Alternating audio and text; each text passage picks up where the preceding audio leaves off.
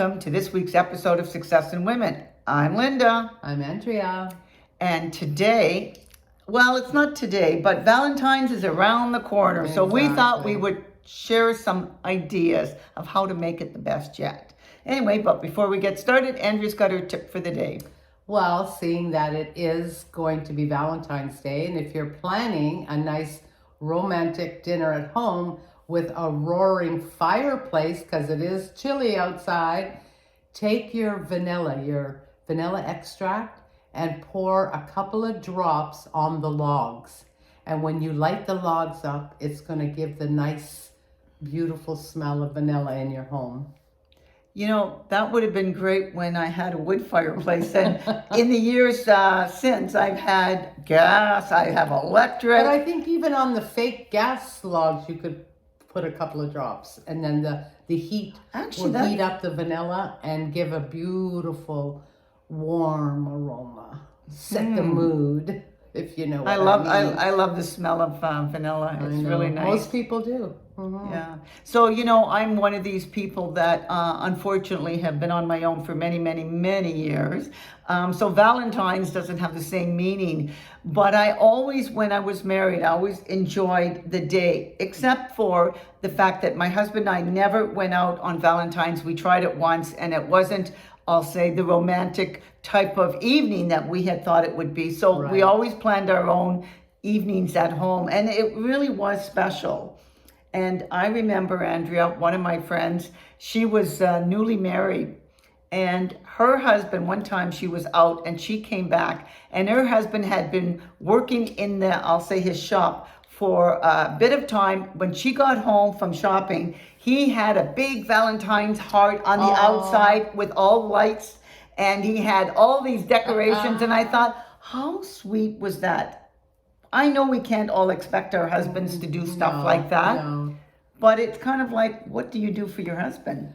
I know, it's one of those things, because like we were talking earlier about, my husband really isn't into, the holidays, and I'll always say, what would you like for this or for that? Nothing. I don't want nothing. Don't spend money, and it's like, oh, please. So, I mean, for all the years that we've been together and we've had Valentine's days together, we always had the three girls, and I always made it very, very special for them. And I would always get them their special card and a few little chocolates, and especially the girls, little bracelets with hearts on them. And I remember once giving them each a ring with hearts around it, and my note to them was, always remember my heart's with you, and when I'm not here, you three stick together and, give your hearts to each other. Because it doesn't always have to be about a man or a boyfriend. It could be your siblings or your family or your parents, that you want to tell them how much you love them and what they mean to you in your lives. But, I mean, getting back to my husband, I'd always buy him, a mushy card or a funny card. And then usually I would just make a nice dinner, or we would order something in. Very rarely we went out too, because like you say, it's such a pain, Or, we might have planned a little weekend getaway. Right in our town, there's some beautiful inns and whatever, and we would do that. But like I said, for him, it's just another day. But he does realize the importance to you, because he does get you a really nice card all the time, and he is thoughtful that way. Yeah, very much and so. One of the things that when we were talking about this, Andrea, you had said that you had kind of Googled some ideas and stuff. Yeah. And one of the things which I really love, and if you have this, I think, ladies, if you were planning, for your partner, things that you might share and do on Valentine's, one of the things that Andrea came up with was bringing out your wedding video, if you have that, or your wedding album, and kind of going over and reminiscing about that day, and actually maybe even the events that led up to it. Rekindle some of that romance and that love that you had for each other. And you know what, Linda, in saying that, I have to say this, because I've always said it, and I say it to my daughter, the married daughter and whatnot, but I got an opportunity once at my cousin's daughter's wedding. So we're in the church, and I've never seen this happen before. And the priest was talking about, longevity of weddings and marriage. And then he goes to us in the pews. If anybody has some ideas, to help this young couple with their marriage, or give them any good advice, could you please stand up and speak now? And everybody was stunned, and nobody was saying anything. So finally, I just stood up and I said, yes, the one piece of advice I can give you, and it's carried me and my husband a long way, is remember this day in your memory. Remember the feeling, the love you feel right now, everything that led up to this day. Make sure it's in there. And then years go by, and when you have trouble, when you have, you're angry or you're upset with your partner, go back to those memories. Go back to those memories and remember them vividly, and you will see your heart will just open up, and it'll help you solve whatever's bothering you at the moment. And everybody was like, oh yeah, that's great, that's good advice. And then I sat down, right? And then I remember the mother of the bride came and said, oh, thank you for rescuing us. I didn't know if anybody was going to stand up. But I've always said that, and I do it myself, because I get mad too, and I get angry, and I say, oh, and then I say, you know what? Remember that day, and oh my God, I love that day. You were there. Yes, I was. And that was a lot of years ago, but yeah. Yes, I was. And it's interesting that you bring that up. Where did you get that piece of advice, though, Andrea? Did you just sort of feel that that was something you needed? You know who, it's funny, it wasn't I added a little bit to the advice, but I remember Eddie's best man, when we were sitting at the head table, and we had a big head table, if you remember. Yeah. And Eddie's best man looked at us and said, guys, sit for a minute and just look around you and take it all in. He said, because this day is going to be gone so fast, and you're going to not remember a lot of things. And you know what? I took his advice. I could probably tell you step by step by step, from the morning we woke up until we went to the hotel that night. Do you remember everything. It rained on your wedding yes. day? They say that's a sign of bad luck. And she's been married how many years? 47 years. 47 years, happily married. Yeah. And again, not to say she didn't have her ups and downs in the sense of, arguments and whatever that you have. All married people do. Yes. But it's the things that you remember that carry you through. That you do to help you get through it. Yeah. Because you did love this person so much at some point. And why? Like, what was it about that person? And you got to bring yourself back there, because, things get crazy, especially when you have 3 kids and your husband's working all the time, and you feel like I felt like a single parent many times. And you got to figure out ways to work through it.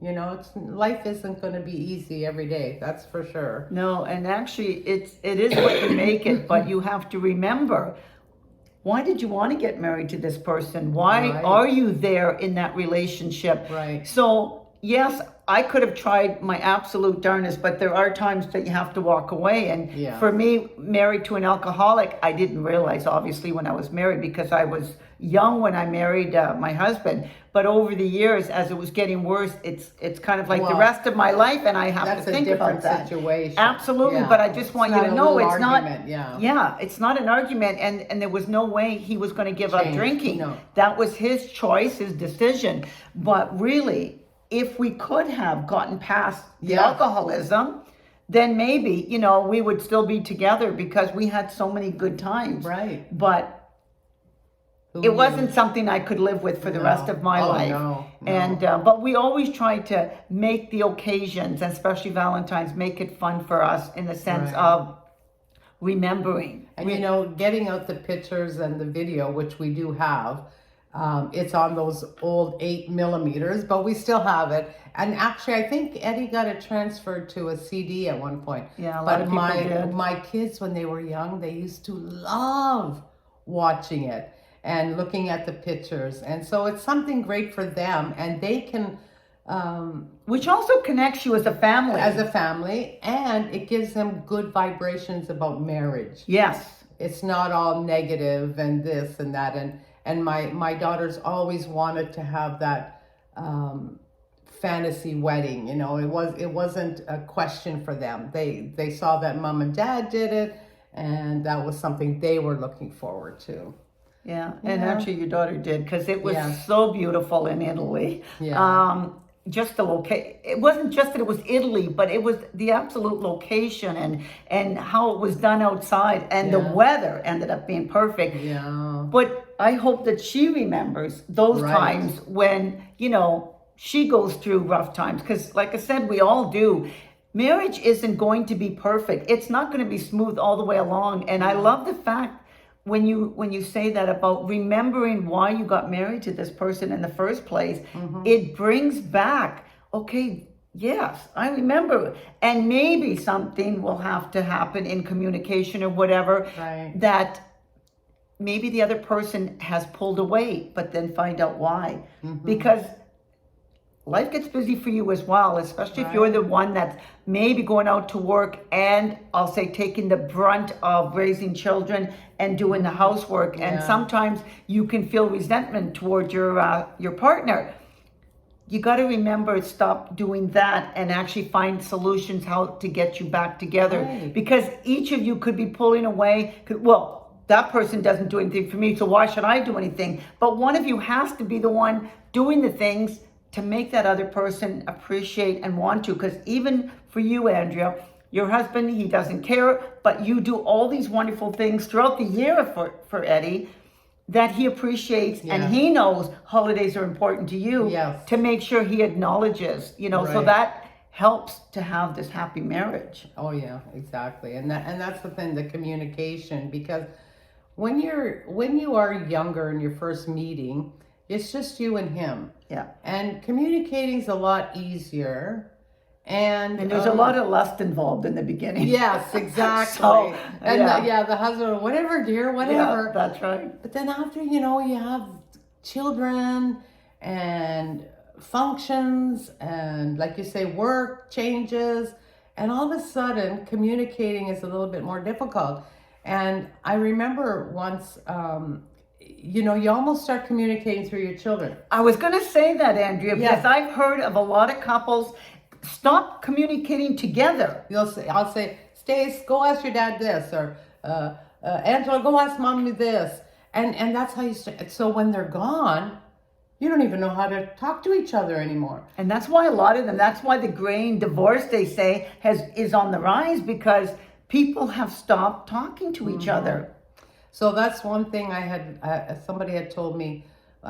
They pointed it out? Not to me particularly, but Oh. I think it was at a course, because my girlfriend had to take a course for child psychology and stuff. She wanted to take this course, so I took it with her, and boy, did we learn a lot. It was just a night course, but I think those were one of the hints, that about not using your children to communicate, and don't get them in between things, and it was really something. And that's one thing I have to say.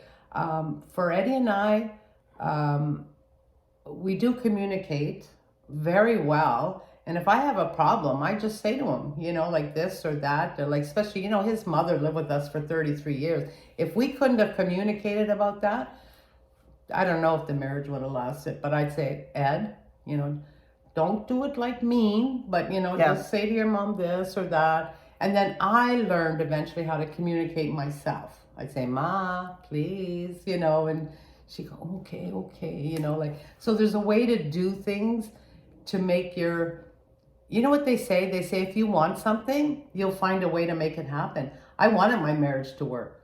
I didn't want divorce. I didn't want any of that. Andrea, is key. I think in a lot of cases, some people have lost that want of their marriage. Right. Maybe That's the they last think thing I that wanted. maybe they think it's greener on the other side, and let me tell you, it's not. No. But you know what you have. You know what you had. Why don't you work to get that back? Right. My girlfriend always says, you know the devil you got, you don't know the devil you're going to get. Absolutely. Absolutely true. And the friends that I do have that have lasted like we Yeah. have 2 or 3 couples. And I've seen we all have things we've had to deal with, but we work through them and we've made the marriages last, and we all of us have, our good friends just celebrated 50th wedding anniversary. And they came on our cruise recently, That's by the right, way. that's They right. were able to get on. Yeah, for her and birthday. even rekindle, I'm going to say, And they couldn't even speak to each other when they met. Because she didn't speak English, he didn't speak Polish. Yeah. So if you want it to work, if you want something, you will make it happen. Well, it's interesting you say that, because I think it's Dr. Laura that always says the power is in the woman. Because men are so simple in general to make them happy. No, but it doesn't take much. Even for Eddie, he doesn't care about like occasions and whatever. Right. But it doesn't take a lot. Eddie, any little thing that you do, make him his favorite meal, Right. whatever, he appreciates that. But Dr. Laura always said women have the power in the relationship. I think So if so. you want your marriage to work and last, you can do it. You can do it. Because it's going to be how you communicate with Right. your spouse, all the little things that you do for them to make them feel happy to come home. Right. And want to do things for you. I remember one birthday or something, I said to him, you know, what do you want for your birthday? Because now he's at a stage where if he wants something, he gets it, whatever. And he's a simple man, like you said. He said, you know what? I would really like that cheesecake my mother used to make. Wow. I said, okay. And I loved it too. So I figured it out. I asked his aunt, you know, how did she tweak it? Because it wasn't a cooked cheesecake. Oh. No. And it was with lemon pudding and Cool Whip. And I remember the ingredients, but I wasn't sure how much. So talked to his aunt, I talked to my sister-in-law and figured it out. And oh my God, he was so happy. See, so simple.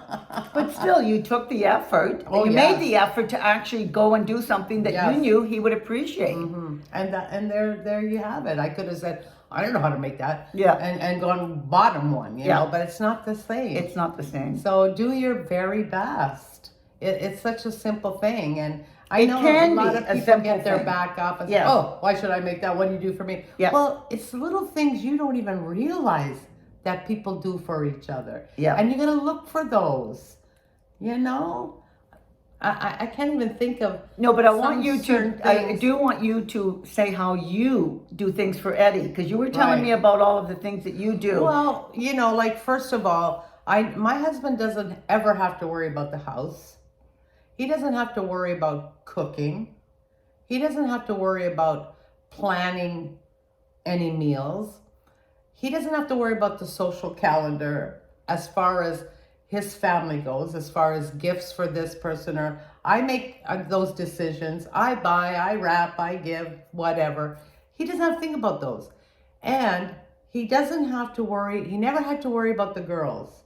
You know, I made sure they got to school, they got to dance. Okay, he helped when I needed the help. And I'd say, Ed, can you drive so-and-so today because I have to stay, blah, blah, blah. And it all worked out.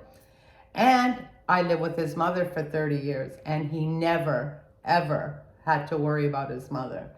Never was there a time where I said to him, I can't do this anymore. Never. Because I never wanted to put him between the two of us. And you know, I know he really appreciated that. And I know that if I asked him to, he would have let her go. Yeah. And I was not willing to do that to him. But Andrea, you have to tell the story about how you knew he appreciated you in the end. For all that you did, because his mother eventually had to go to a home. That was just something that happened between health, age, and everything else. They just couldn't do it any other way. But that's after 33 years. Yeah. But she had ALS, so yeah, she couldn't move anymore, and we didn't have, they weren't going to bring me help. Yeah. And so we had to find something. But anyway, so the house that we were living in at the time, her bedroom was upstairs, a large flight of stairs, and we had, tried to get her up and down day after day. So if in order to keep her there, we would have had to turn the living room into a bedroom, which was no problem. But then we'd have to take the small powder room and the laundry room, turn it into a bathroom for a handicapped person. And she was not going to be able to even get up into a wheelchair. We would have needed a lift on the ceiling and everything. So anyways, when she first went in, she was very unhappy. Into the retirement home. Nursing home. She went right to a nursing home. And that's how long it was that they kept her at home as long as possible. Right. At that point, it was a nursing home. And so she was in there, and I mean, I went every day. I promised her I'd do her laundry. I would, get her hairdresser to come. We tried to make it as comfortable as possible. But every morning, 6:30, 7 o'clock, the phone would ring, and she'd be crying and screaming. Go, Ma, please don't cry. I'm going to be there soon. And I'd say, Eddie, your mom's on the phone, and he'd get on the phone. This went on for a couple of weeks. Then one day, I see Eddie come in the house, and he goes into the living room. Never goes in the living room. He's walking around. I thought, oh no. He's decided to bring her home. And I said, oh, okay, Andrea, just deal with it. It's not a problem. We'll do what we got to do. So then I hear him, Andrea, can you come down here for a minute? I go, okay. I'm walking down thinking, no, that's it. Life's over as I know it. And he goes, can you sit down on the couch for a minute? And I thought, oh God, this is really getting bad. And all of a sudden he says to me, you know what? I just want to tell you how much I love you and how much I appreciate everything you did for my mother. And for that, I'm giving you this. And he hands me a Chanel bag because I've always loved Chanel. I would never spend the money or ask for it. Hints here and there, but never expecting it. And he bought me the most gorgeous purse that I could think of. He must have saw the relief on my face because he goes, what? I said, I thought you were bringing her home. He goes, oh, hell no. Oh, I love that story. Yeah, we would have if we had to, but But the idea was that he appreciated all the things that you did that made his life easier, and especially with his mom. Yes, exactly. And that's when you do things for your partner, at some point, they could turn around and do something really nice for you that's just totally unexpected, because that was totally unexpected. Oh my goodness. Yeah. She thought she was being buttered up there to bring her home. Right. It was just to let her know that. Yeah, and by the way, yeah. No, it didn't happen. So yes, I've been very blessed with a wonderful husband, and but again, Andrea, you work hard at the marriage as well. Oh yeah. So it is a two-way street. Yeah. Mm-hmm. And I see that all the time in my interactions with both you and Eddie. And I always say that I'd love to hold up, well, I am holding out because I haven't got anybody, but for a person like Eddie, because he's so thoughtful, he really appreciates all the things that you do for the family and for him, that he's always wanting to do little things for you. I mean, he's surprising you all the time with stuff. All the time, yes. Yeah, I'm very, very happy and very blessed. So maybe if your marriage isn't necessarily at its ideal peak right now, bring that back. Bring back some of the memories. Remember why you married your partner.